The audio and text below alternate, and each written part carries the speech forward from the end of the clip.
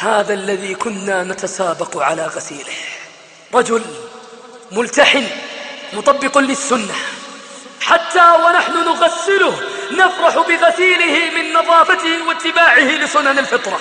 أظفاره إبطه نظيف، رائحته نظيفة، إذ بنا نقلبه ونغسله رحمه الله، حتى وصلت إلى أن أضع الطيب على مواضع السجود ووضعته، وقبل أن أكفنه أردت أن أقبل جبهته.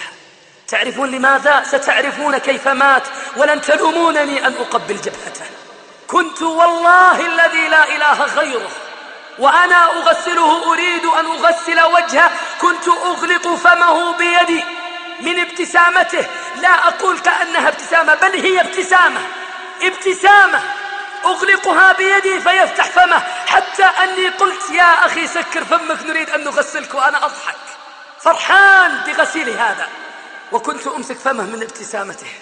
حتى وضعناه على الكفن فتذكرت أني لم أطيبه فطيبته، ثم أتيت بعد أن طيبته لكي أقبله، فأتى طعم العطر في فمي، ولكنه طعم ليس بطعم عطر عادي، إي والله. فأخذت الطيب الذي طيبته وطعمته، إذ بهذا الطيب حامض وليس بهذا الطعم، والطعم الآخر إذ به أحلى من العسل، طيب أحلى من العسل. وكلما قلت قصة هذا الرجل أشعر بطعم الطيب في فمي، ذلك الطيب. ثم كفناه وذهبنا نصلي عليه. أتعرفون كيف مات هذا الرجل؟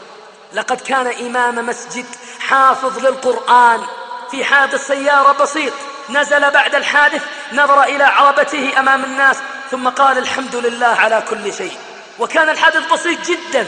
ثم مشى خطوات، وفي نصف الخط في نصف الطريق قال للناس ابتعدوا عني، ثم نزل على جهته اليمنى، استلقى على جنبه الأيمن، ثم قال وهو متوجه إلى القبلة أشهد أن لا إله إلا الله وأشهد أن محمد رسول الله، ثم شهق شهقة ومات رحمه الله. من كان آخر كلامه من الدنيا لا إله إلا الله دخل الجنة. ولذلك كنا نتسابق ونضحك ونحن نغسله مستبشرين له بإذن الله. أيها الإخوة الكرام، اللهم إني قد بلغت، اللهم فاشهد. اللهم اختم لنا بأعمال الصالحين وجنبنا أعمال الطالحين.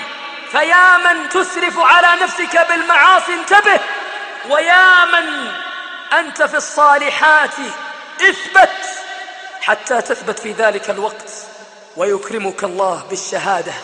اللهم ارزقنا الشهادة قبل أن نموت يا رب العالمين، اللهم آمين.